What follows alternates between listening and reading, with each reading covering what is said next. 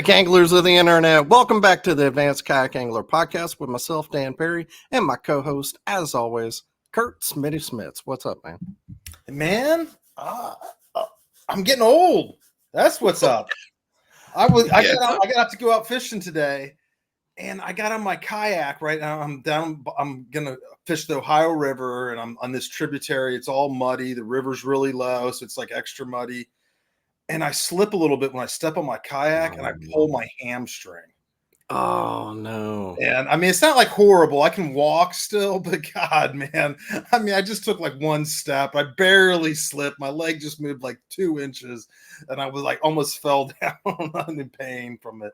Oh, getting old. Too old for any sudden movements, huh? Yeah, unexpected sudden movements are killing me, man. Dude, last year, I'm getting old. Last year, I threw my back out taking a nap on the couch. I've said that before, but it legitimately, I was down for days. Oh, dude, back issues. It's like a whole nother level of injury, man. To me, anyway. Yeah, I'm doing kettlebells every morning, so hopefully I'm like strengthening my back so I have less problems. But I've been getting my fat ass up every morning and moving it around. So trying to fight off the old. Right, that's all you can do, man, is to get a little exercise in. Yeah, that's right. Yeah, sit ass behind a desk all day. I gotta do something. You gotta do something, yeah. But hey, live scope. Did you use a live scope on the water? Because that's Well, I did. I know I did. I used it on the water, man. But I mean, I am actually kind of shocked at some of the stances that like the National Professional League, right? NFL, yeah, NFL. Those guys, no live scope at all. That's a pretty harsh stance, right? You know, Bass coming out with only one. I get for them because that was like a differentiator between them, MLF, and Bass. Like for them, I think they might lose some people, but they'll gain people. So it was probably a net wash. But they get the notoriety of everybody who's anti-live scope to watch them. So I think business-wise, it was a good idea. You know, the other side is arguable, and we've talked about it, and everybody's talked about it. Everybody has their own feelings about it. So yeah. I think business-wise, it was good though. Yeah, for them, it's just a wild topic, man. I mean, it's kind of wild times. In some ways, I don't like to see it restricted. But then when I look back at that video where they're showing all the pros boats and you're seeing 4 screens at the cockpit, I'm like, then it becomes that part's a safety concern, right? Because now these guys can't see over the screens, right? Because there's 4 giant screens. It's not just 2 big screens. It's 4, or 5. That one guy had 5, I think, right there. I mean, it was something had to be done. I mean, the Bass thing where they limited it to 55 inches and 1 transducer, that makes sense because it's like, to me at least, because that's like leveling the playing field. So it doesn't get like it had already gotten way out of hand. But so it's more of a level playing field out, having more than one live scope transducer. And they did something with trolling motors too. Did they say? Because people were using the crappie brakes that the trolling motors only one trolling motor now. Oh, is it? Mm-hmm. Oh, so yeah, they can't use crappie brakes on. As far as I understand it, maybe Steve can enlighten us tonight. Yeah, that makes sense. Well, that's a good segue to our guest here tonight. We're going to talk about growing the sport. What does that mean? And can we do it? Is it possible? Is it growing or is it shrinking? Who knows? So first we got the man himself, Mr. BASS Kayak Series with 2 hats because the Yanks are doing so good. Mr. Steve Owens. Hey man, how y'all doing? Good. And we got the bearded paddler and his wife Kristina. How y'all doing? What's going on, guys? Hey, our man in the shops over the mountain out in Arkansas. So man, I tell you what, you guys were talking about injuries past a certain age. The one thing that I realized, obviously a few years ago, was the amount of recovery time it takes to get over said things. That's the biggest difference. And if I'm talking to somebody younger, like if I've got some kids working at the shop, and I always tell them, is like, hey guys, protect your back. It's the only thing, it's the only one you get. And so, you know, because the things that I would do, 'cause I'm a big guy. I've always been strong, and you know, just if I can get my hands on something, I'm going to move it. And at this age now, I can move it, but something can be tweaked. Something can just not, you know, can slip or anything. And then, like you said, on the backs, I'm out for a while, and I'm, you know, it's always been the joke about, you know, the man cold. You know, the man back is a real thing. Like you don't realize muscles that you had or ways that you can hurt when that back hurts. And, you know, it hurts to breathe. If you sit up straight, if your body starts to lean one way and so walking, right? Anything. Yeah, anything. And it's not like one of those things where you can just grunt through it. It's like you are out of commission. It's like on off. And you're walking all bow-legged and then walking slow, and then you look like you're 15 years older than you really are after that at that point. And I'm just like, man, it's like, is this it? Is this how it ends? That's where if I'm in my 20s or teens, you know, I'm like, it's nothing. You know, it'd be a little sore. That's about it, like a sore muscle. And then, you know, at this age, you know, I'm ready to write a suicide note over it or something. Like it's just like that's it. You know, put me down. Kristina, I can still move. Shut up. Us four old guys with gray hair here talking about our pains. Yeah, you got to deal with it. No, we've been talking here recently because it's like I'm even getting to that age now, and I teach college, which is great fun because the older I get, I realize how far removed I am from like the kids that are in my class. But I was telling him, I'm like, why is it that I wake up in the morning and I'm stiff? Like, why is this a I've got this grin on it, like, yeah, you're getting there. You don't wake up refreshed, right? No, like you used to. It takes a while. It takes some stretching and some thought and some planning to get your day started versus just jumping out of bed and just big grin on your face and then you're ready to go. Like, you start thinking about how much time you're spending in bed because you're like, I'm gonna hurt if I spend too much time in bed. Yeah, it's real. Yeah. That's what I experienced. If I lay there over 7 hours, I have a crick somewhere. Yeah. That's right. I tell my wife, I was like, I'm like, you know, I've worked in chemical plants my whole life. You were talking about the moving stuff. I remember it's BASF. I was probably about 22-ish.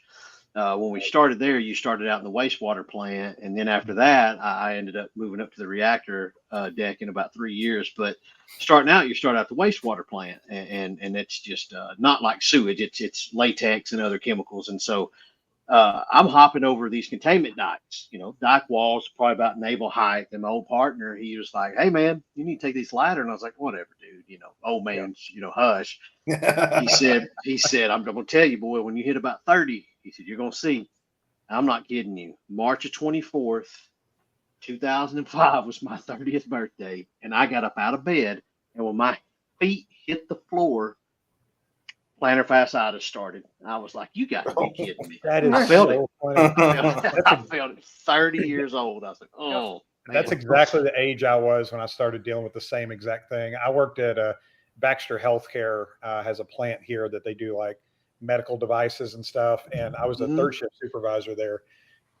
And walking around on that hard concrete and the amount of walking and moving that we did, and I just didn't think anything of it. I woke up one morning and it felt like somebody just stabbing an ice pick into the heels of my foot. Yeah. Same thing, my heels. Yeah, it was like, what on earth is going on here? And I'd get up and I'd walk around a little bit, and then it's like it loosened up a little, but I'm getting these insole inserts and I'm doing all of this stuff. And it got to a point where I bought like this little knobby roller that we'd put in the freezer, and I'd just roll my foot on that. And I was about 30, it's about 35, 36 when I started using that. So Yeah, one of my favorite things, because I actually teach anatomy and physiology, and so one of my favorite things to tell my students is, when you hit 30, if you have not been assigned an ailment, wait, it's coming. Yeah.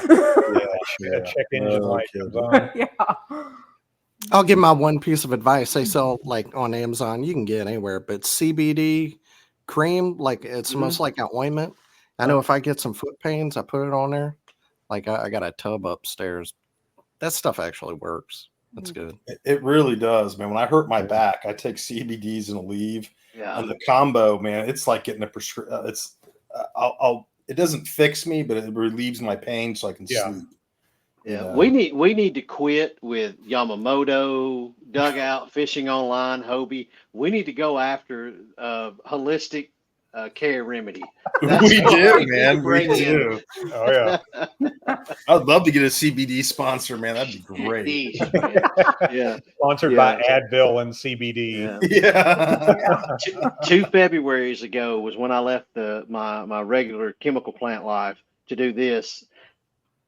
And we went on a trip to Montana, did some hiking. I did fat boy hiking, but we did some hiking. And I came back home and it was gone. I mean, I have a little bit of aches here and there when I'm barefoot sometimes, but it was like you talked about third shift. I guarantee you probably wore steel toe boots, walking on catwalks. You know, it was gone. And now I can actually wear flip flops again and not cry all day. But yeah. Oh, it got old really quickly for me. The amount of pain that was when you first hit the floor, and it looked like me walking barefoot on like razors, because like I'm just walking real gingerly and then walking up and down the hall, and of course my daughter's just looking at me like she always used to joke to me when I turned 40 she's gonna put me in a rest home. It's like, I mean, not recovering fast, but just the pain in general. I was sitting there laughing when I was in the green room there where you were talking about falling asleep. I fell asleep one time on the arm of a couch, and I had my arm over, and my arm, just that extension of my shoulder.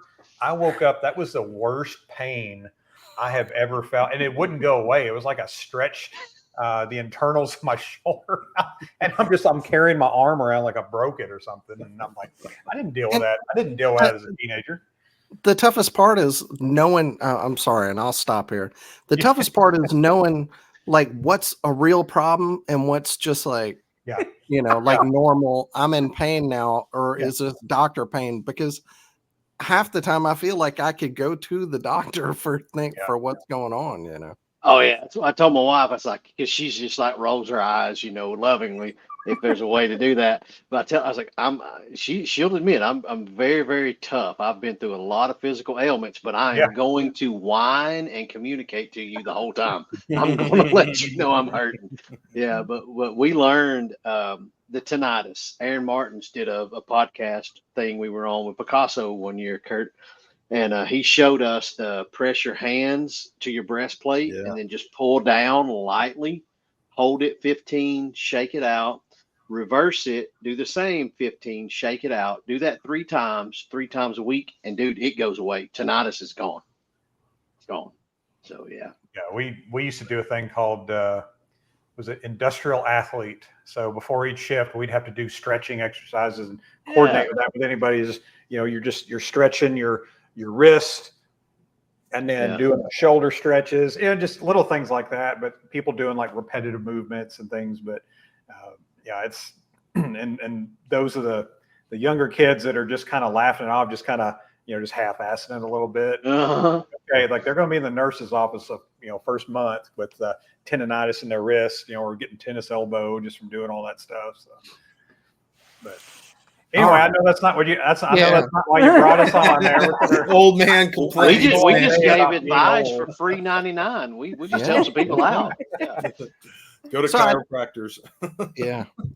Maybe a good place to start if we're going to talk about growing the sport is, where is the sport now? Like, are we in a good place? Have we, we were in up to, obviously COVID was a big boom for everybody, anything outdoors. Yeah. Now that we've kind of, gotten over COVID, thank God, hopefully there's not something else coming or whatever else. Yeah. But now that we're after that, where is it? Where are we in kayak sales? Where are we tournaments? Where are we? The whole thing. With sales, I'll say this. I think the industry is in a bit of a transition right now.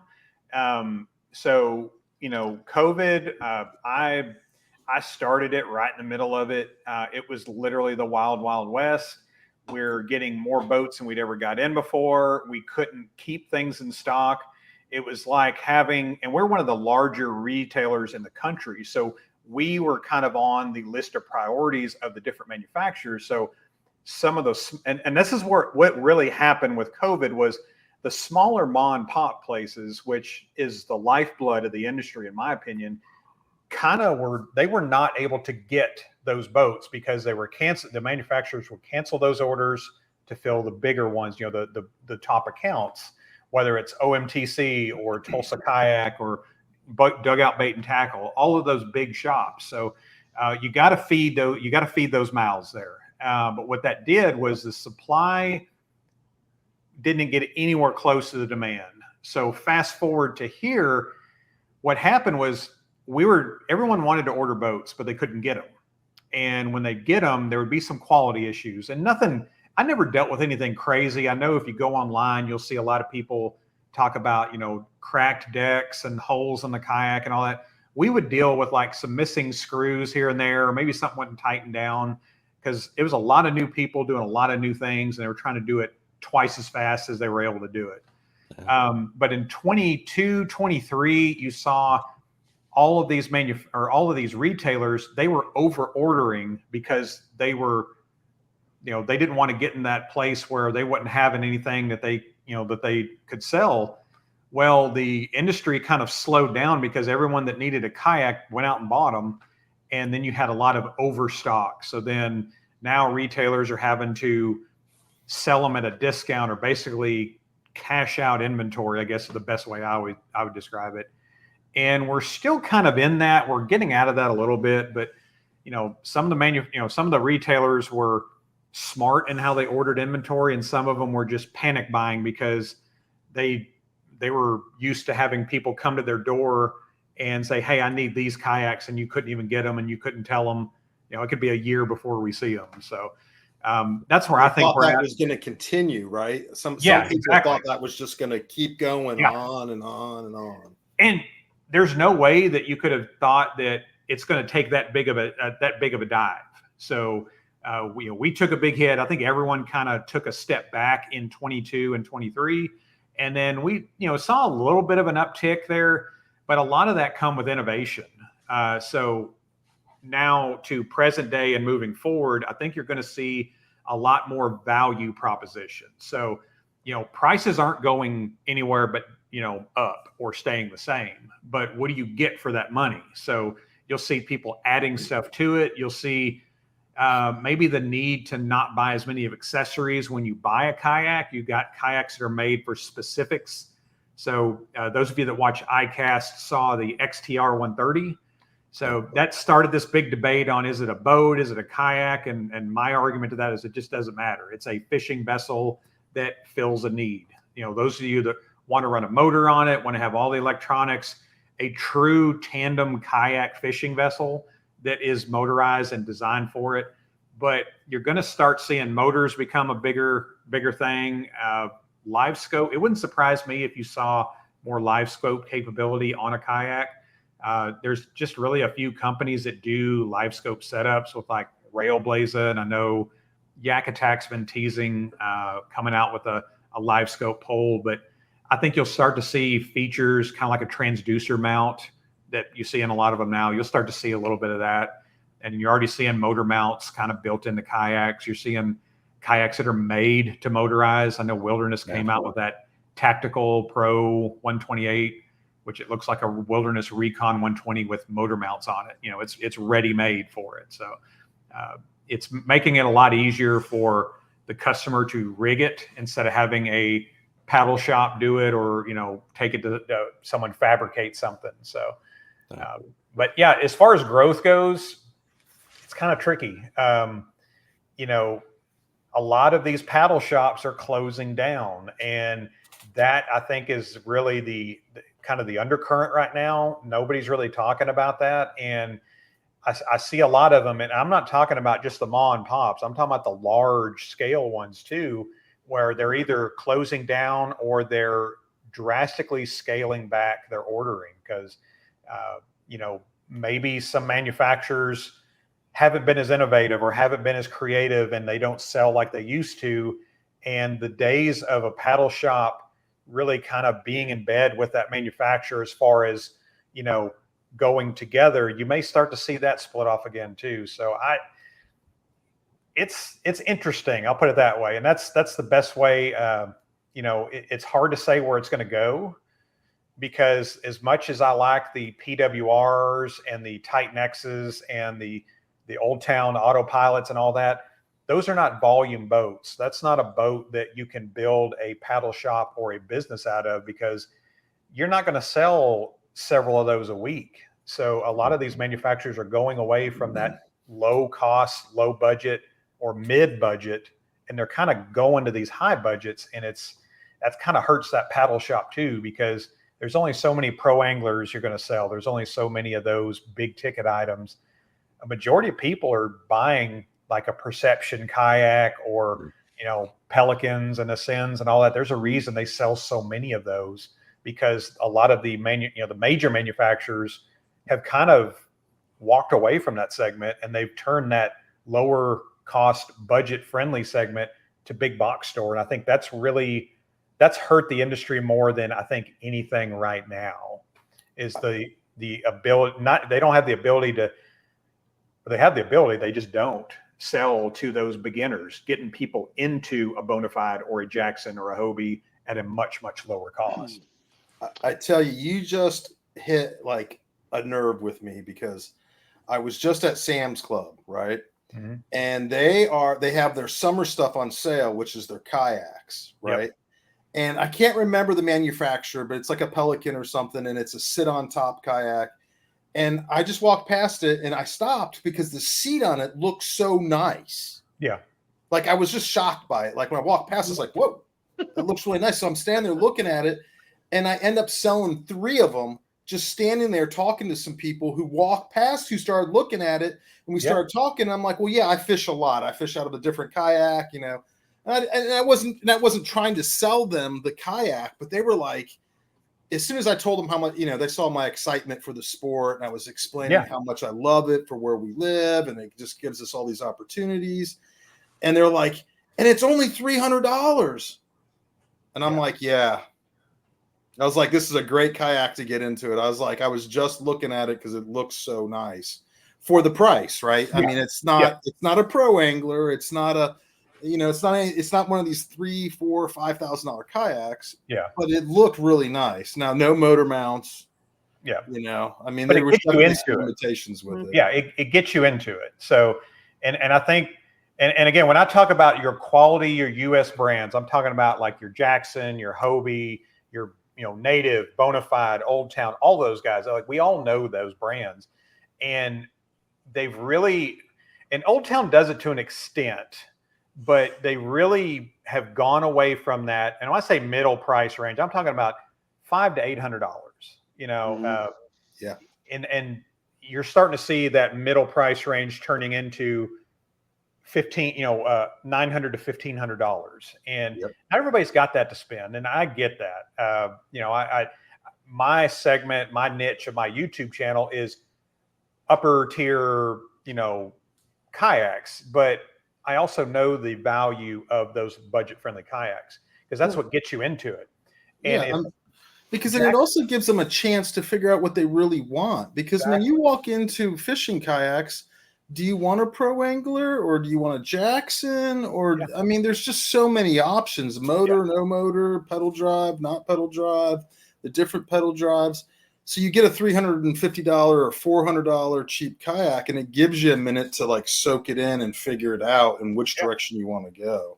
And here's the thing with that too. So say they bought a Pelican or a Lifetime at the big box store, and say they grow out of that kayak. They eventually want to do something a little bit more. They want more capacity. Are they going to look at those other brands, or are they going to look to see what else Pelican or Lifetime makes that's going to suit that?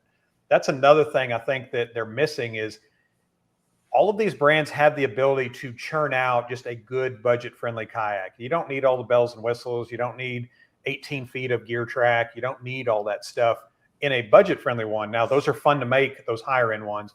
But, you know, if Bonafide can make a $500 or $600 kayak, if Jackson could make a $500 or $600 kayak and make it well, that gets somebody in that's looking to get into it. It gets them into that brand.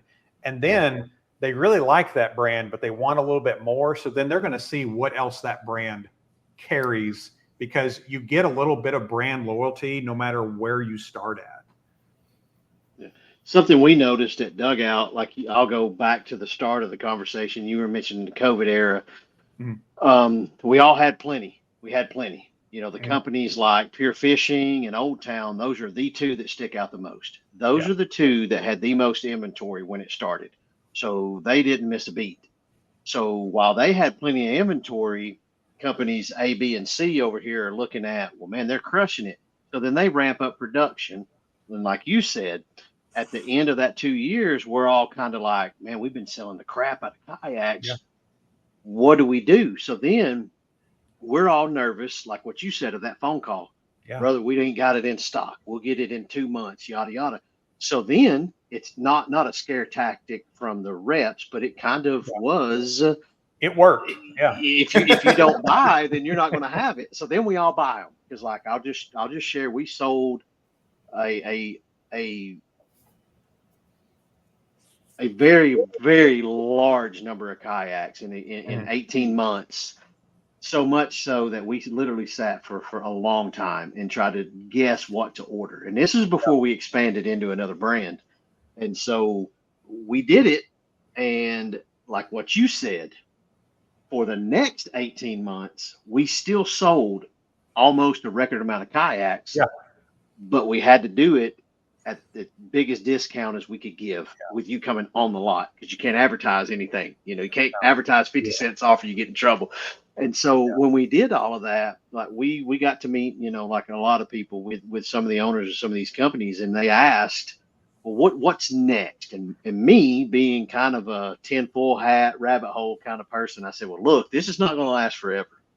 Yeah. In my opinion, and I'm talking about soft plastics, crankbaits, there are too many SKUs in the catalog. I said, you have to shrink down.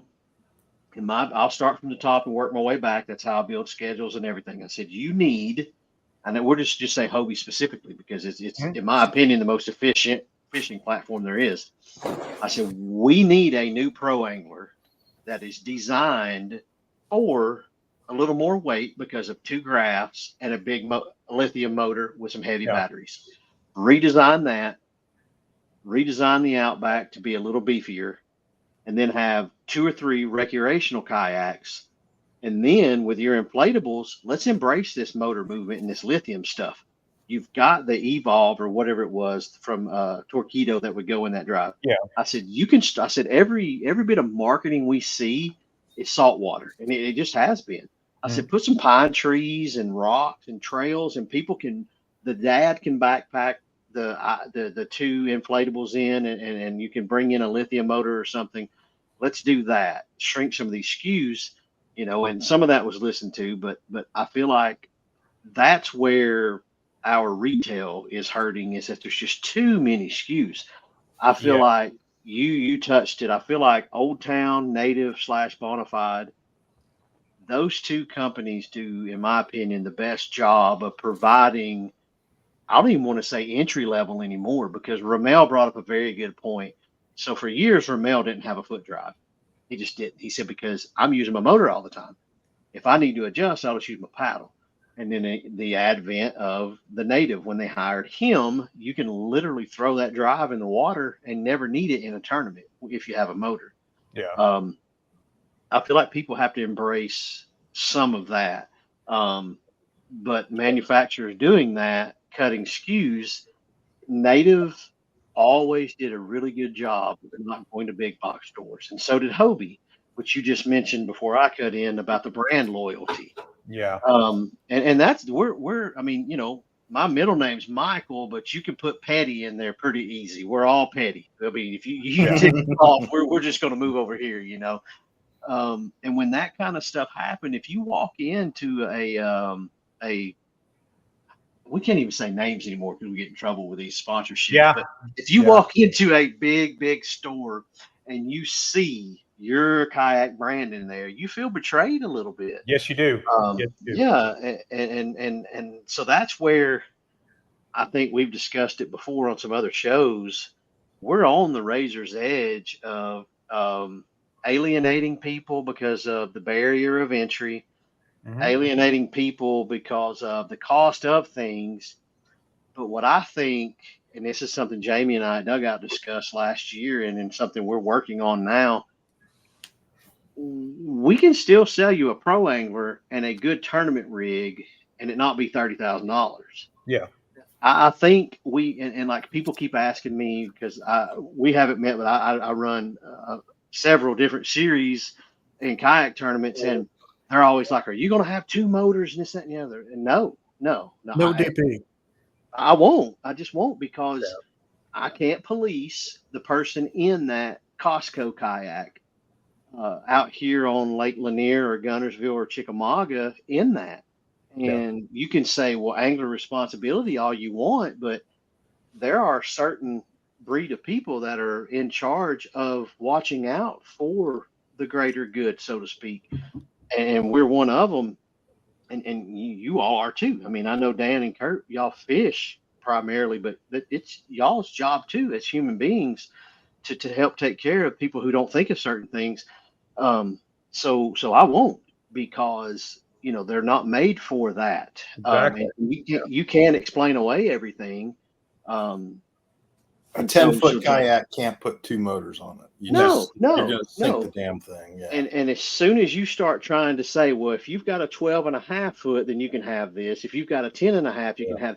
No, man, we just went stupid and silly with it. So that's where I land on that. And it's not an arms race, but that's what we do. We were cursed with testosterone, and we think as soon as we hit the handlebars, we're supposed to be wide open. Yeah. And I'm guilty of that too, some. And that's why, I try to hit my faith first thing in the day and act like I'm supposed to act. And hopefully my other things land where they're supposed to land. But I feel like just kind of maybe start another transition in the conversation. How do we grow kayaking?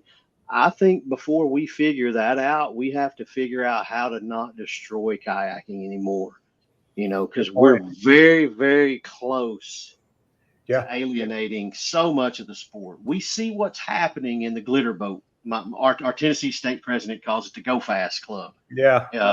He in the glitter boat world, there's nothing wrong with I'm not going to, with forward facing sonar. It is a tool. But the problem with forward facing sonar, it is such a trigger for people to just become rabid to each other. Yeah. And that's the problem. I would venture to say we all throw out these numbers, so I won't, but a majority of the commentary, I talked to me and Christine, were talking about this yesterday.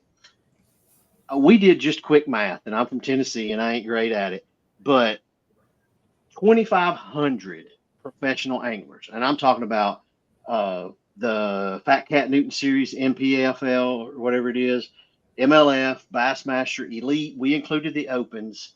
Let's just say 2,500 people. That is a drop in the bucket.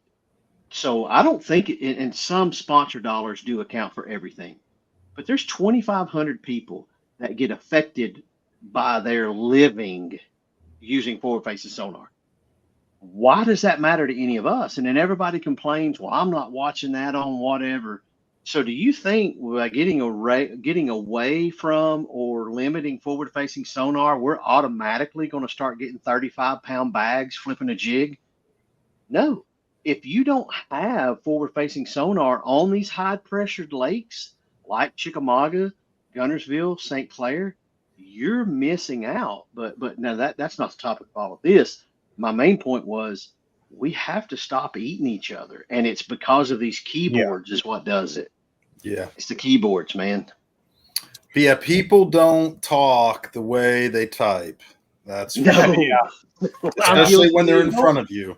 I'm guilty too. I've been angry on them thumbs and just told somebody what I thought. And then as soon as you meet with one another, when you're this far from another man, you gotta change your attitude just a little bit, no matter who you are. You just do. And one of my biggest pet peeves, and I know I've been very vocal on this, and I say it everywhere I'm at, pro staff guys. So, and Chad Hoover told me this, and it really kind of stuck with me a little bit.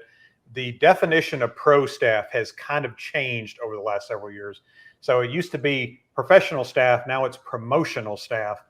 And you talk about getting angry online. And I'm not saying all pro staffs are like it. There are some really good quality people that I've worked alongside and seen out there. But when I go on a Facebook group and I troll a lot of those groups, just kind of reading stuff, and there's beginner pages out there. So it's always the same thing. And, someone say, hey, I'm 6'2", 220 pounds. What's the best kayak for me? Yeah. And it's just, I'm like doing this for him. Cause like, he's going to get just littered with everything from lifetime to pro anglers. And what happens on there is you'll get, and they're the same companies for the most part. You'll get some pro staff guys that are aggressive. I'm not going to go cyberbullying on it, but pretty dang close. Yeah. Where they're just, or somebody's asking, hey, I'm looking at this kayak versus this kayak. Which one of these do you guys like best? And there's somebody coming in over the top of it with like a different kayak that has nothing to do with the conversation. And when you look at their profile, which I do a lot, you can see they're sponsored by that company. And I'm like, there's one thing for pushing a product, and like you said, not everybody needs a pro angler. If that's the kayak that you're in and you love, that's great. But if you're a pro staff for Hobie, know what they carry. Not everybody needs a pro angler. Maybe somebody would be really happy in the Outback, or if they're a beginner and don't really do a whole lot, maybe a Passport. But know that Hobie brand, not that Hobie boat. Don't just push the boat that they put you in.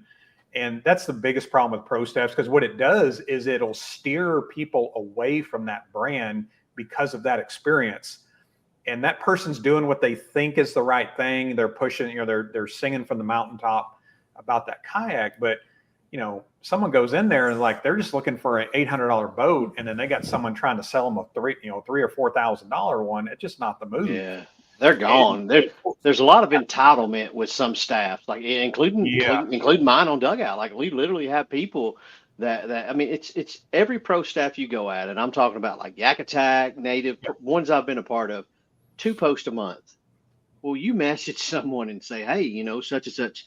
Well, I've been working. It's not to be crude, but not to be crude, but man, we're all surfing Bleacher Report and whatever while we're in the bathroom at work. Do your 2 posts.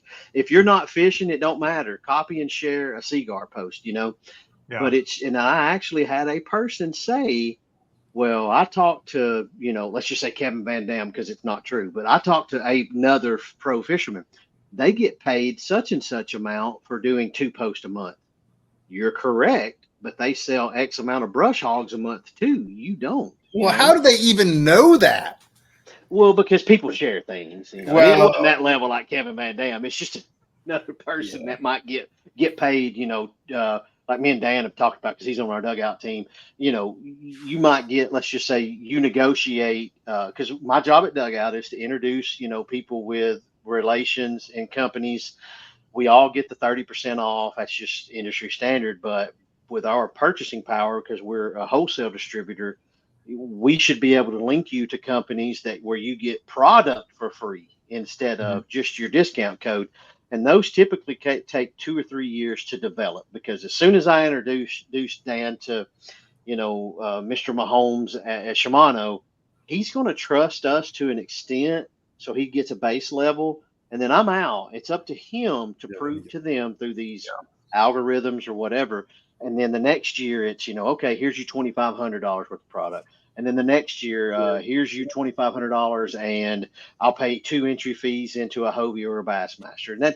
And And those are things that angler, now they wouldn't necessarily get that unless myself or him got that connection, because they get bombarded so much by those people. I can imagine. So the purchasing power is what opens that door for these anglers. But yeah. So that information is shared, and it's supposed to be like NDA ish, but it's not. It's just not. So yeah. Something you said earlier, Steve, I felt like was really important, that, one of the things that made kayak fishing like so advantageous to so many people was that it was accessible, that it was cheap. Yeah, and I know when I first got into it, pro anglers weren't $3,000. They were not they were less than $3,000, right? And now, I mean, they're like 5 and 6, depending on what you get, the exact model you get. That I feel like, and there's so many videos because of the pro staffs you guys just mentioned for all these high-end kayaks, that when you go look online, you don't see that much about entry-level stuff. Right. And that we are getting the perception that it's starting to change from that we're accessible kayak fishing to now you need $15,000 to get into it. Yeah, and you know what happened? Detrimental. The Walmart brand snuck up and took everybody, jerked their little drawers down and spanked their butt. Yep. Now the Field and Stream and those top kayaks, like today I went into Saudi Tackle to get some jig skirts to make some, so Adam Reiser and Russ shared a secret bait to me, and I about dropped it. So anyway, I was getting some material. I was getting some material to do some things. And I backed out of the parking lot, and there's a man and a woman that had walked in with these 2 kayaks just sticking up, totally newbies, because the kayaks were on the top of the bed of the truck, strapped down, pointing straight up. And I looked, and it was a Field and Stream, and for all intents and purposes, it was probably a little deeper and wider than a Coosa X. And in my opinion, the Outback and Coosa X are the 2. The native XC was pretty phenomenal, and so if they could, and I know there's rumblings of it, but those are the kayaks, and that's what I'd explain to Jamie. And that's why in the tournaments that we run, I try to include as much skinny water as we can, because, I have an autopilot and a 360, and the autopilot is ridiculous for big water. It's so comfortable. But like this weekend, I'm taking Big Head Nephew out on Gunnersville, and I need to be mobile. I need to be able to get my grass, so I'm taking the 360. And then we've got the Hobie here on Chick, and I'm probably going to be on the ledges, and so my autopilot's going to be out there and play on it. And that's just because we all work and do what we do. But people that don't have that, you've got to find that balance, So if I could have the stability of an autopilot, the mobility and the efficiency of a Hobie pro angler, that's my ideal kayak. But Jamie and I were discussing, it's so hard, because in order to do what we all want to do, we're blessed to be in that Atlanta area. And so we just organically get people. And we sell a good amount of passports, and we still have some Jacksons left over. When we were in a Jackson dealer, we sold a lot of bites, Jackson bites. Yes. But we had to do it, at a non-advertised brother-in-law discount, because it's just, money is so tight. So I think, and it's social media that does it. We put these people, so like me and Dan, we've all had this conversation before. When we were trying to get the Bassmaster launches set, people thought we were cutting out all the skinny water because of X, Y, and Z, and it didn't happen. But we thought that, just a knee-jerk angler panic, they thought this is what's going to happen because of a few extenuating circumstances. Well, when you look at our schedule and you look at the events and the boundaries that I created, there was tons of it. Well, guess what? Not everybody got to hear, oh, wait a minute, that didn't happen. There is plenty of skinny water. Well, anglers only see you got to have a $15,000 kayak. I think, I don't remember who it was, and there's probably more of them than one. We're worrying about what other people do a little too much. Yeah. Because we all, I guarantee, like, I love a 360. When I'm not in it, I miss it. but let's just say we wanted a motorized kayak. And I love an Outback, but I'm 6'3", 270 to 300, whatever kind of biscuits I eat that week. But I'm not built for an Outback. Outback is probably better in rough water than a pro angler, but I just can't do it. So a PA-14 with a 180 entry level motor or a homemade Texas Paddle Sports. Do y'all carry those? We don't. Dude, those are freaking amazing. I got two buddies on Chick that have them, and they're very, very good. Very good. Now on a PA-14 180, Joe is probably getting 3.9 to 4.2. Is that the Texas Power Paddle? That's it. It's where your rudder goes. He's getting 4 miles an hour, which is what you need. You do a little kick assist with that, you're getting 4.5 like you do with a 180. You can't go as fast as 1103. That's just the standard. You're not going faster than that. But so anyway, Jamie and I were looking at this. I said, brother, you can put a 9-inch Humminbird or a 9-inch Garmin or even a 7-inch, but we went with 9-inch because that's just, where we're all at because we're getting older. A 9-inch Garmin SV, 9-inch SV. You can put a 180. You can put an Amazon lithium on it. Mm-hmm. And that's all a person needs. You can design your own foot steering, whatever you want to do. You don't even need the foot steering. That's what we got to market to people because they think they have to have a motor to compete. But, a man is going to buy what he wants to buy. It's just all there is to it. You're going to save the money to buy what you want to buy. I don't know how to erase the negative connotations that come with stuff. I don't. People just assume, because that's the thing, like you mentioned something about pro and professional, promotional professional. That shows how far we still are from taking this forward. The boat world's been here for 75, 80 years on this stuff. So we're still very, very new, even though we are all being very successful at it. We're still very, very new. So in order to do that, we still have to police one another. We like to say kayaking police themselves on the water. We'll police each other here. Go over to the DM and say, Steve, you're being an idiot, man. Stop that. You're making us look bad, Just cut the snot out. But as far as the getting the barrier of entry, that's where the grassroots come in. Our state championship coming up next week in Tennessee, it's going to be 100+ anglers probably. But we bring people in, and a lot of us are mindful. I don't put 2 graphs and a motor on my kayak and all this, that, and the other.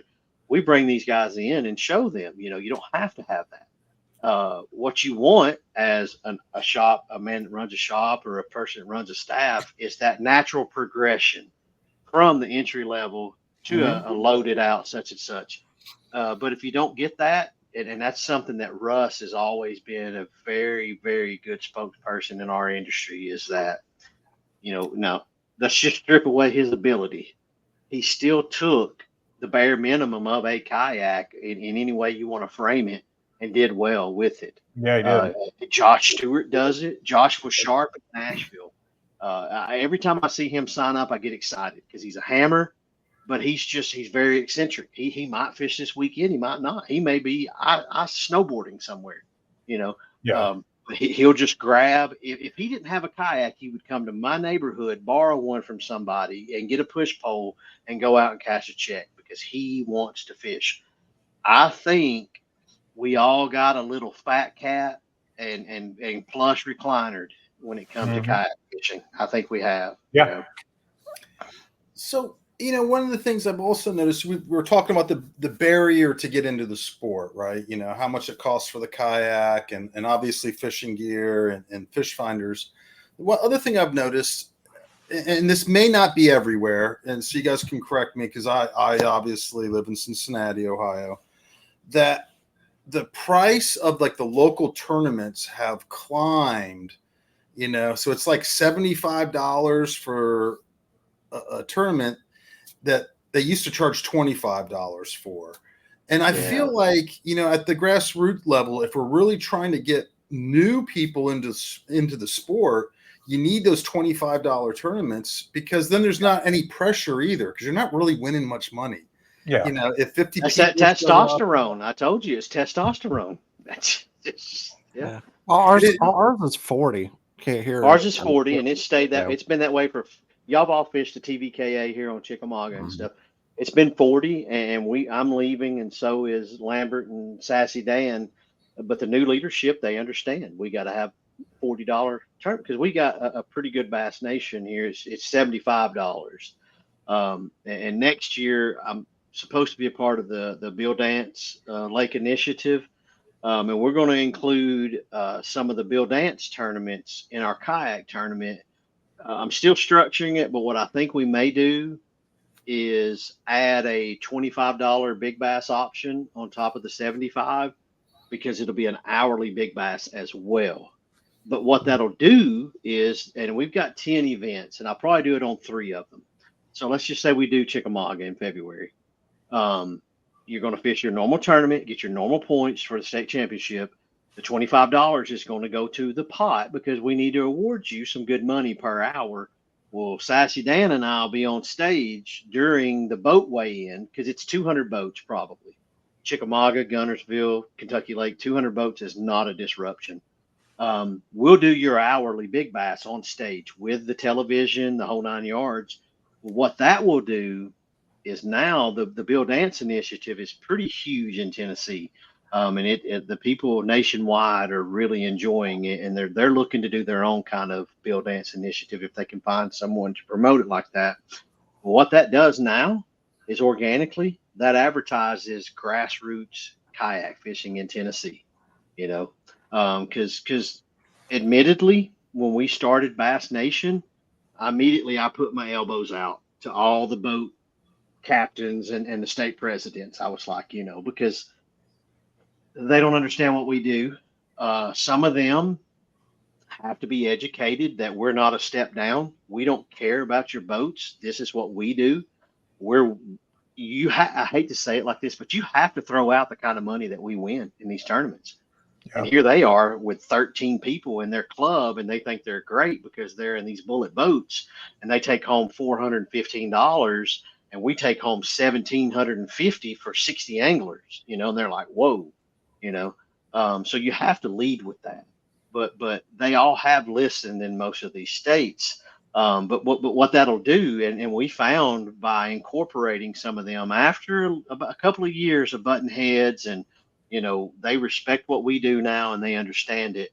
That Bill Dance Initiative will advertise for us, and it's something that I couldn't do on my own. Even though I work hard, but I can't reach the entire state of Tennessee like they can. Yeah. And we saw the last 2 years a growth in Tennessee of about 30 to 50 per year, last 3 years, 30 to 50 the last 3 years. And it's because the Bass Nation and us, the boaters, the Go Fast, the glitter boats, we've all have a relationship now. They take and share our stuff. And now we've got high schoolers, 16 and up, wanting to fish the tournaments next year. Ewing and Jackson, they've always been a part of it. And the same in Georgia. Georgia's growing. We started Alabama. I'm going to finish the year out and hopefully hand that off to somebody because I just don't have time to do it. But y'all deserve something to happen down there, because Jimmy's got a new kid, he's got a job, and I have the time to do it. And so hopefully Alabama grows. So I think in Tennessee we're at 190 members, which is more than the boat world. In Georgia, we're at 109, 110 in Georgia. So that's a lot when you're looking at members. So I remember the first KBF trail on Chick. Yeah. How many people were in that? Oh, dude, 30. Me and Joe Heibenrich were talking a couple weeks ago. I think that's about right because that was year 1, and year 2 is when I started helping Chad with that. And I think was it year 2 that you helped Chad? You know what? No, it was year 1. It was year 1 because it was year 1. It was me TDing year 1, and I had no idea what the heck to do. Yeah, that was year 1. Wow. So look at the growth. That's a lot of growth. Mm-hmm. That's a lot of growth because that was a top tier event. Yes. back then, right? I mean, that was like a very prestigious, it was like a national level event, when the first, and it went from 30, and you guys now have 100 people showing up for club events. I mean, that is a tremendous amount of growth. Yeah, that's what we were talking about. I mean, there's, again, it goes back to disconnect. That's probably how you grow everything. Disconnect and just, which we've done a lot of improvement since last year too, in my opinion, on some of the kayak negativity. What I am seeing though is I feel like some of the kayak world is grabbing hold of the glitter boat negativity, and now we're discussing their negativity as if it applies to us. I mean, I don't know. I don't get it. I think that's happening a little bit, man. It's grown big enough now that certain qualities that we may not want are being introduced to the group. Well, it's funny you say that. I spoke when we started building the Bassmaster. Some of the one or two of the guys. You remember Mountain State Kayak? Mm-hmm.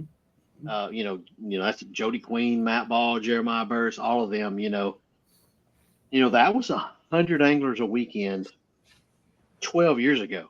And they mentioned when that money started getting big, people started joining just because of the money, and certain characters started infiltrating the ranks, so to speak. And it took away what they had all fallen in love with, and it slowly started dissipating, and we're seeing a huge decline in a lot of the grassroots stuff, and like in Georgia in particular, they've had some pretty good grassroots stuff over the years, but when we started Georgia Bass Nation, immediately we were averaging 60 a tournament, it seemed, and some of the grassroots shrunk back. Me, because y'all know me, I feel awful about everything, but at the same time, I shouldn't, because we're putting on premier tournaments for these people. They're winning good money, and we're doing things the right way. So organically, we've excelled, and some others have shrunk back, and so I feel like people are choosing to fish a little bit local and choosing to fish 2 or 3 big tournaments a year. We're used to, man, we could all just kind of, even before COVID, Kurt, that's how we all met, fishing on the road. We all had disposable income, it seems, somehow, but magically. Yeah. So, I mean, it just seems like there's so much on the grassroots, and I feel like our sport is at it's like kind of at a crossroads or at a pinnacle or a very important time. Yeah. It used to only be grassroots, and that's why we all fell in love with it. And now it's become more of like a regional, national thing that we pay attention to. And it seems like the grassroots, it's just kind of is fading away to these more expensive tournaments that everyone's been throwing and doing a great job. I mean, not to take anything away, not to say this is not to throw shade on any of these other tournaments that are doing well and being more regional or national. It's just, if we want to keep the sport growing, I feel like we really have to have an incredibly strong grassroots across the country.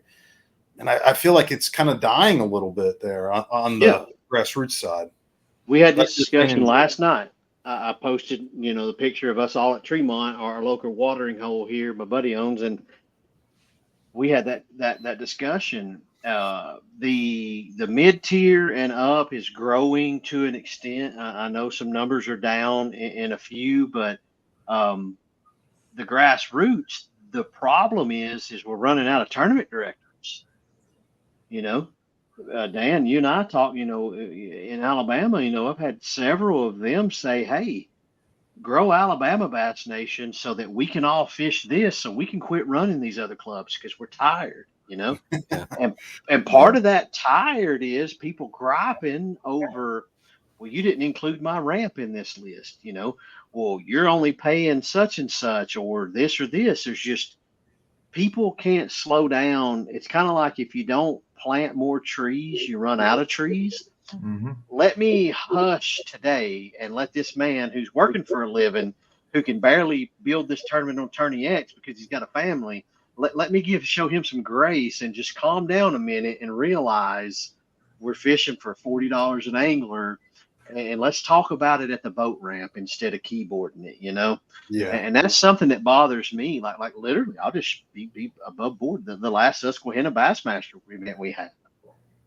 there's a few things that have come up. I've heard from the back channel, no rules violations whatsoever. It's just things that have happened that people don't have their entire mindset around. They're like, well, and so instead of calling Steve or me and asking, hey, what about A, B, and C? And I would literally explain, well, here's what happened and this is what it is. Completely above board. Nope. They'll hush. They'll call you, him, and her, and say blah blah blah blah blah blah. And then the next thing you know, well, I'm not going to fish this ever again. Literally had a conversation with a man before an event, and we talked about something that happened the year before in another tournament. And as we're having the conversation, I slow walked him through a Google search. And when he got to the answer I was baiting him to, he was just like, oh. I said, yep, you were wrong. You took the last 9 months to back channel, bump your gums, say whatever you wanted about several people, and you were wrong. You see, literally, you are wrong. He said, yeah. I said, so now guess what? Everybody you talk to, Yeah. how do they get this new information to where you say, you know what, guys, Well, I'm wrong. It's all good. How many people did we lose because of that? Yeah. And that's the problem. Just call. And there's a few things that happen. And so I try to, because it eats me up. I don't want somebody to go by the wayside or to think I just glossed over something, but you still just don't get it. And that's the problem is just call and say what happened. And because I flat out addressed the issue where I misspoke when I was talking about, no, two motors, blah, done. And what I meant was you can't put one on the front, turn it off, put one on the back, turn it on. And I literally forgot bow and stern, the definitions. And so I froze up, and that's my wife got on me. She said, stay to the script. Don't get emotional. And what's happened is there's a 1 or 2 people per tournament. I'm getting reports that they're using 2 motors during the event, but no one can identify them, So you can call and say, hey, such and such is not running a red and green light. But if I don't have identification, all I can do is write it down and say, I'll do the best I can. And that's just it. And so in my mind, I'm angry about that because that's the integrity. And so I got off the script and I let my emotion get a hold of me. And I said what I said. Well, it didn't give anyone an advantage, but what it did do was make you and her not carry the spare that has been allowed throughout the season. And even then, when that came up on Lake Murray, do you broadcast that news because it's not in a rule? There's rules like if you break a prop, Dan, if he's fishing, he can bring you a prop, and that's the way in the boat world. There's some boat world rules that do translate to us, and there's some that don't. And I just have to do a better job making sure that that's in black and white, but I try to keep the rules as streamlined as we can. But that's a big concern of mine. But I've also been told stop worrying about it because that's just how I'm wired. It's not that big of a problem. You can't police everybody, or not necessarily police, but you can't erase every black mark there is because of somebody's misconception. And so it's just something I'm doing to drive myself crazy, evidently. So. Well, I think everybody sees it with your tournaments, like because you do care so much. That's why people give you the trust of, if we know you're going to have a good rule set and you're going to try to make it better, and you're doing the best you can. That's that's all anybody could ever ask for. Yeah, and we know that the anglers do a doggone good job. It's just hard to not put the one little white speck on the pile of the turd up front, you know. I mean, it's so, yeah, but so you know, by and large, just from what I've seen, from what I've got to fish this year around the country, and then run tournaments in the ones that I have done, we're healthy. I mean, we all enjoy one another. I think it's changed, Kurt, like what we were talking about, where like on Chick or Gunnersville, even though there may be a flashback to that Gunnersville, and I know you were a part of it. AJ won it. I think we had 68 or 86 people in it. But that pre-fishing week, we all did bump around into each other somehow on that Gunnersville area. I think what we've all done a little bit more is because, you know, we've all come a little bit more VRBO ish. So there's 5 or 6 of us in a home. We're over here, you know, but I think the people who are taking our place, the newbies, are still doing what we all did, but I don't think we're connecting with them somehow for them to broadcast it too. So, back to the beginning of this last, you know, turkey leg we took off on, we're running out of tournament directors to do these things, and so we just have to. We just got to do a better job somehow getting those people to want to be engaged. And I did that literally this year. Like, it hurts to let TVKA go because we grew it and we had such a good series. But if I continue running it, it won't grow anymore because everybody understands that I'm kind of a one-man show. Me and Sassy Dan have a great thing going, but I'm outwardly in front.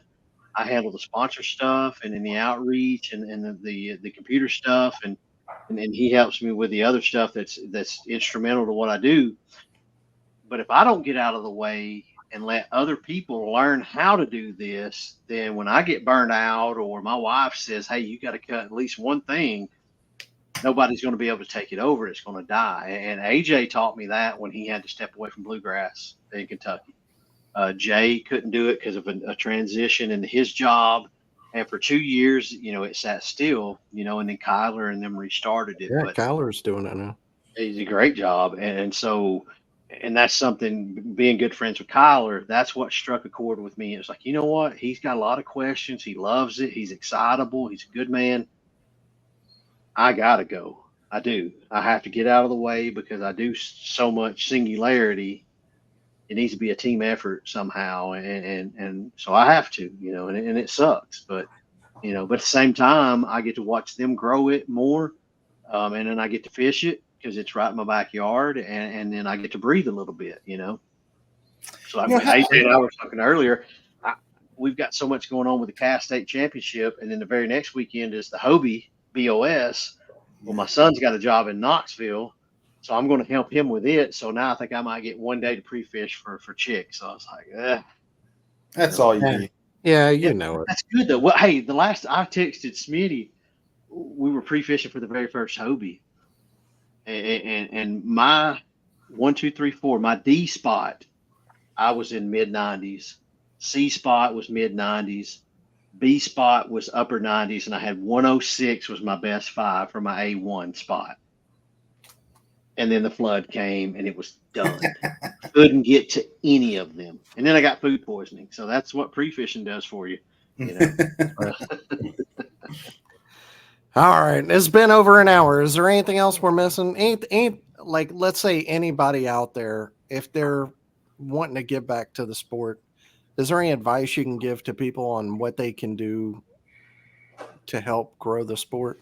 I guess, you know, TD, that'd be a good one. Step up and be a TD in your area, or, you know, promote your grassroots area, you know, your grassroots club, whatever that is. Support your paddle shops. Anything else we're missing? That's really the thing too, is I think a lot, and I'm talking locally here. So we have a lot of smaller groups that kind of coordinate with each other and do big tournaments where they all kind of get together, and then keep the small tournaments, because I think the sheer size of some of these tournaments kind of can chase some of the people away that are looking from the outside in to get into it. And, we all of these groups have the serious angler. They got the guy with all the crafts and the Hobie, and they've been in it for a while. They obviously didn't, or most of them didn't start there. And I feel like once you get past a certain point, and I've probably done this a little bit myself, but you kind of forget what got you into it originally. Is with me, I had a wilderness system kayak that I fished out of, loved it, and then just kind of learned my needs and wants there. And it kind of goes back to the discussion on kayak manufacturers getting that entry-level kayak. I feel like, and Steve kind of touched on the same thing too, where they're getting such big lineups. The menu is getting so big that it's making it harder and harder for that beginner coming in. It's like, good Lord, what do I go with? Everybody, it seems like every year, company A, B, or C comes out with another big water lake tournament fishing rig.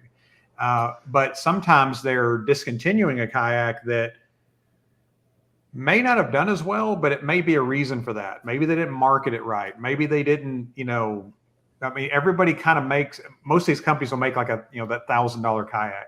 New Canoe's got the Flint, Bonafide's got the RS 117, Jackson's got the Bite. But getting people to realize that you don't have to have all of these bells and whistles to get into a tournament, a local friendly tournament scene. And I'm going to add to that, because when we got into it, we were in paddle kayaks, both of us, and we actually got into it together. And we saw the people with the motors, we saw the people with the propel drives and with everything else. And I think the community actually kept us in it, because we got to know each one of these guys. There's another wife that fishes with us as well. And we don't just do tournaments together anymore. We actually float the rivers together and do things like that. So we can even do that beyond the tournaments. Is actually, for us, I think it's more of a community and a friendship. And that's kind of where it started, is recognizing that you all have this love for the sport. But there's also no judgment. I have never run a graph. I don't know how to use a graph. I plan on never running a graph. But I still feel like I can go and compete with the guys and have fun. And that's what it is. And I think that's that competition will scare somebody away, maybe they just don't know any better. But we all were there. So finding a way to get new people into the sport, those new people are going to buy kayaks. They're going to graduate into maybe bigger, different, more elaborate setups, depending on what they need or want. And finding a way to get, because like, again, what Steve talked about there was, eventually these people that are serious into it, eventually they're going to kind of go away from it a little bit. Maybe they won't be in every tournament, but are you replacing those people in with that new blood, those new people? Those people are going to have kids. Those kids are going to see what dad's doing. They're going to want to get into it, and it'll grow from there. I think it's finding creative new ways to get the new person, the person that just bought their kayak today, to start maybe looking at a tournament scene or a friendly group that brings them in. And hey, this is really neat. I just take a picture of it, because most people just don't know. They see me or Chad or somebody talking about a kayak. They go out and buy it. They get a GoPro. They think they want to be a content creator because that's what they've been watching. But when you're around that scene and you see like these guys, it's different. It's not people arguing at a boat ramp on who goes next. It's a different community. And that's what drew us into it, with the competitive fishing part of it. I've always loved being on the water, but the kayak fishing community is just different, and it's welcoming. And are there some bad eggs out there? Of course. I can't throw a rock anywhere and not hit a bad egg. It's just the way it is. But in the people that I've met in this community that I would consider just someone that I just don't want to be around, it's like one person. It's kind of they're almost kind of outcast from the group. So I mean, it's just it just doesn't happen as much. And but the friendships and the people that we've met are going to last so much longer than me being in the paddle sports industry. And the other thing with that is, competition. I know that I'm a woman talking to four guys, but I am the least competitive person in the world, like the least competitive. We play Monopoly and I like make him win. Yeah. But you lead with affirmation. But the thing is, for me, I still love the competitive aspect of the fishing tournament. I don't have to win. It doesn't bother me, but I still love going and competing. Like, it's kind of a weird thing for me. And I'll even trash talk him when we're out fishing, hoping that I'm going to beat him at some point. But, Me, I'm different. I'm ultra competitive, but it's a different kind of competition. It's a funner competition. Obviously, if I'm in a tournament and I put money down to do something, I'm going to win. I'm going with that intention, but it's kind of fun to, check the app, see if anybody's, put anything up, or we'll do a month-long Roadrunner style tournament where, I was like, okay, I was in second place yesterday. Am I still there today? And then it creates that friendly banter. And to me, I think if more beginners who have never done it see that part of it, instead of, and nothing against them, but like, Gene Jensen's got his rig where he's got every Yak Attack accessory on there. Chad's that same thing, or they see me doing my personal setup. Like, we got all this elaborate stuff on there, but if people see the community part of it, I feel like that will suck. That will be that magnetic force that brings a lot of new people into it. And keeps them in it. Yeah. Absolutely. Yeah, absolutely. So like what we were talking about, like, obviously, I'll fish a few Hobies, and I don't fish the Bassmasters, obviously. The Bass Nations I can, but I went and fished Drew's Kayak Adventure Series on the Okmulgee, the Flint, and all that with Sam and Luther and Coley and all them, man, or Lance, and we had a freaking blast. And it felt like what we all used to do. Yeah. And it got me to thinking, and that's the reason last year I started the Bassmasters. I do the meet and greet on Thursday. It's because we're all traveling. I don't get to see y'all but a couple times a year, and we're all trying to meet at somebody's house because we'll all buy ribeyes or something, and it's just impossible to do. So I was trying to meet Matt Ball and them on Gunnerfield one year, and I was like, you know what, man? NACA used to do what they still do. They do the boondoggle at the beginning of every season. Mm-hmm. And Lambert and I got to do one of those 15 years ago or however long it was ago. And that stuck. And I was like, we could do one of these every tournament. So that's why on Thursdays, I try to find a mom and pop place for us to meet at the Bassmasters. And if you can make it, great, and sometimes we have 7 or 8. Sometimes I think we have almost 50 at Susky. I mean, it's just, it just is what it is. And then it gives back. But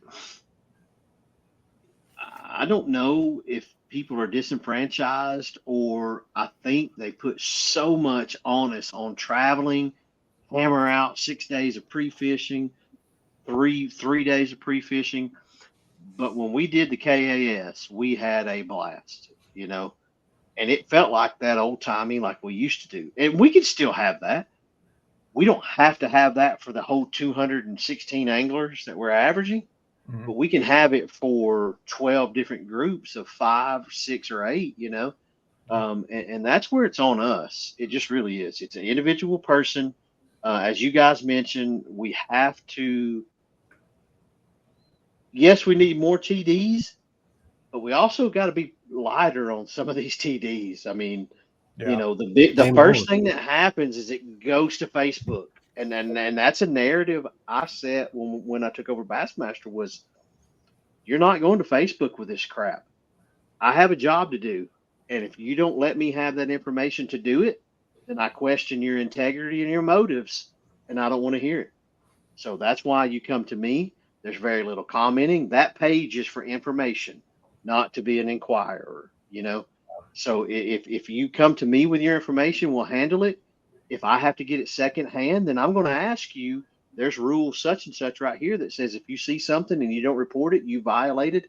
I take that very seriously, because you work hard for your dollars and you give them to me in my Stripe account, to hold on to pay you later when you fish against integrity people. And so that it took a little bit to get that established, but I think we have it. Um, but like I mentioned, and then we're going down a rabbit hole because we talk about a lot, but we do need more TDs. We need to have more person to person communication on the phone and not Instagram, not text or anything like that. But kayak fishing is still very healthy. People want to say numbers are shrinking or this, that, and the other, but we're still on the very beginning of growing what we need to grow. And step two to that, and I'll end with this, is if you are associated with a brand, you have to help grow that brand. Mhm. And you can't look at it like, what are they giving me? You have to, here's the way I've always approached everything in my life. When you hire me for a job, I work my butt off until I'm about to fall over. And then what you compensate me with, I'll look at it and say, it's worth it. And then we'll keep going. So if you're a part of a brand, you have to grow that brand. And it's not immediate either. It's going to be a year or so that you have to invest into that brand to bring money back to them. Because, for every kayak that you let a team member use at cost, you've got to sell 2 or 3 to make up that cost. Yep. Well, you'd have to throw a rock 7 or 8 times to hit a person that has sold 3 kayaks for a shop in a year. It's very hard to do. It is. Yeah. And that's just it. Grow your brands, grow your sponsors, treat each other well, and just give your time. Step up. I've learned to get out of the way and let other people assist, so that they can learn how to do the job too. There you go. Well, we want to be respectful of your time. Really appreciate y'all being on and appreciate everybody listening. Mr. Paddler and Kristina, where can people find you online? I'm on Facebook, just under Bearded Paddler. Instagram, I'm on there, but I don't do a whole lot. And then of course YouTube, the Bearded Paddler, reviews on the water stuff, and great channel. Just I'll do the stereotypical top list and all that of my favorite stuff, and then just kind of use it as an open discussion. Mainly my purpose was to educate people, because at the time when I started it, which is a little over a year ago, as far as doing YouTube videos, there wasn't a whole lot there other than what the manufacturers were putting out. And, usually what I would do is I would get people coming in the store and they would say, hey, I saw this on YouTube, and then you're having to debunk some myths there. So that was my whole purpose of it, is I'm not selling anything on there, but just kind of trying to give some accurate information on what different kayaks are designed for and who they're meant for. And hopefully that helps some people out. I know I get a lot of feedback on it as far as, helping them make a decision, because there's, like we've talked about, there's a lot of stuff out there. There's a lot of quality stuff out there. It's designed for specific uses. There's no such thing as a perfect kayak, obviously. And is the sooner that you realize that, it's kind of, okay, what do I really want? What do I really need? And then that usually kind of narrows it down quite a bit. Cool. Steve, how about you, man? Dugoutbaitandtackle.com. Yeah. We've got Dugout Bait and Tackle. I'm the one of the staff managers and do purchasing there. I run Georgia Bass Nation Kayak Series, Tennessee Bass Nation Kayak Series, and the Bassmaster Kayak Series.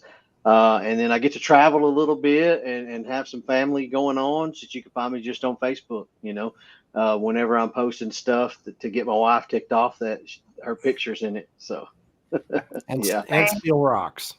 That's it. We had I'll close. We did the Bassmaster Susquehanna, and then we drove New Hampshire, Vermont, Jersey, Connecticut, Maine. We got, like I mentioned, we stayed at Rod and Lisa's and stuff, but drove through the national parks, and just so blessed to have just a partner in life that just like a cool puppy. Let her stick her head out the window and I'm driving down the road and she's happy. So yeah. I appreciate all y'all support for everything, and appreciate these podcasts, because everything that we post online becomes white noise a lot because we are so active. I feel like these things are immeasurable in value because people tune in, play them while they're doing stuff around the house. They listen to them when they're driving to tournaments or going down the road. These are always listened to after the fact in a lot of instances, and I appreciate them. Yeah, well, all three of y'all, Yeah. some of the best guests we have. Thank y'all for being on, and good luck the rest of the year selling Absolutely. kayaks and tournaments and everything else. Absolutely. Appreciate Thank it, you. guys. Thanks, All right, guys. Thank y'all. Good to talk y'all to be you. good. Thanks for listening. Later.